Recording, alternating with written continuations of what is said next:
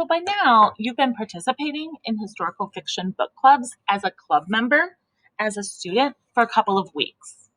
So I think now you want to start to think about what might not be going well for kids who are in a book club and what you might be able to do about it. So today we'll talk about your function as a teacher when kids are doing book club. So you'll want to think about what's not going well for kids. So maybe it's just the getting along. Maybe it's the cooperation aspect of book clubs. So a couple of things that teachers do that work really, really well. One idea is to try a fishbowl. So with a fishbowl, you're going to set one group of students up in the middle of the room, and then everybody else will be on the outside. And this should be like a model book club that everybody can take notes on, like, what are the moves of a book club? What are the ways that kids get along in a book club? Another idea is to use what's called a constitution. So kids will create their own constitution and they'll all sign it. So here's an example of one that's been completed by some children. Okay, when they do this kind of work, typically we give them a little direction. We might give them a little template. I'll show you a template that you can use for creating your own constitution. So those are two ideas, two things that you might do in order to get your groups functioning better. Another way that you might support kids is by thinking about the variety that you're offering. Maybe what you're noticing is that kids over and over and over again are just like talking about the exact same things. So what could we do to kind of change that up a little bit? So one thing you could do is you can give them old charts. Like perhaps in a previous unit, you had kids doing things. Kids who did this historical fiction unit have previously done things like interpretive work. So you can start putting those kinds of things in their notebook to start to get them to really think like there are lots of things we can talk about. So think about it like kind of like as a menu of things that they can talk about. The other thing that I frequently do is I will give kids charts from the unit. Sometimes I give them charts that are cut up in little pieces, sometimes something like this where they can actually like keep tally marks on how many times that they talk about different things. So this really helps with the variety of conversation, right?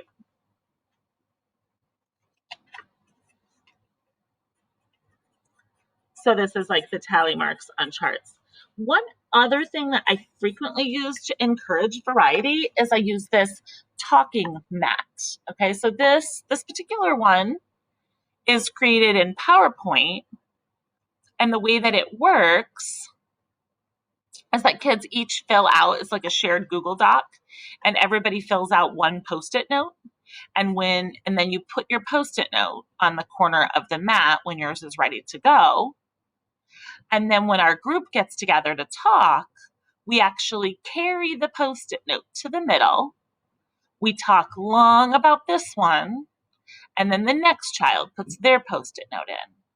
And again, this gives variety, but it actually also can help with management because it's more of like a take turns type system, right?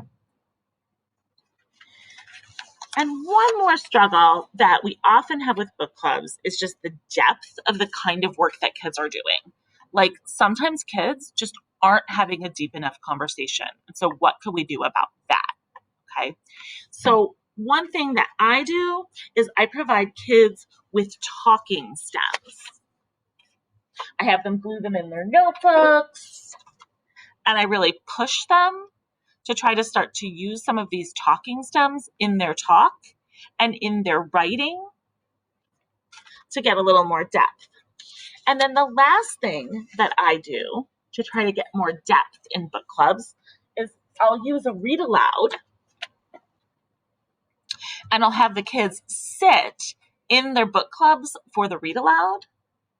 And I practice with them. Like I'll say to them things like, we'll talk about that section. Well, what do you think about that? And that way they're actually practicing with their book clubs. So they start to get some ideas for how what they do here, they can take into their book club. The last thing I want to talk about today in terms of book clubs is how you as the teacher might be able to be involved in kids' book clubs. So one way that you can be involved is by having the kids set up a Padlet or a Google Doc where they're having conversations back and forth or where they're taking notes on their meeting. And then you can offer feedback to the club right there.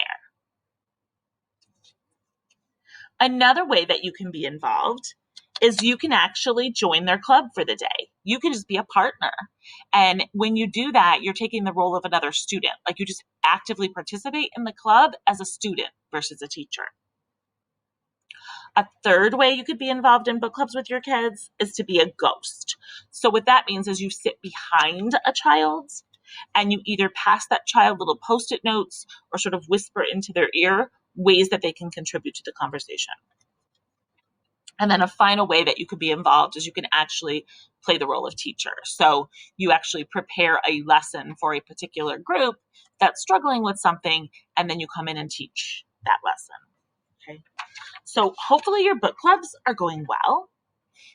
You might want to try one of these things in your book club. You'll have a whole file of resources that you can use. You could maybe create a club constitution, or you could try out the talking mat, or you could try out making some tally marks using one of the charts. So talk as a group, think about what you might try, and then know that these are options that you can use with your students.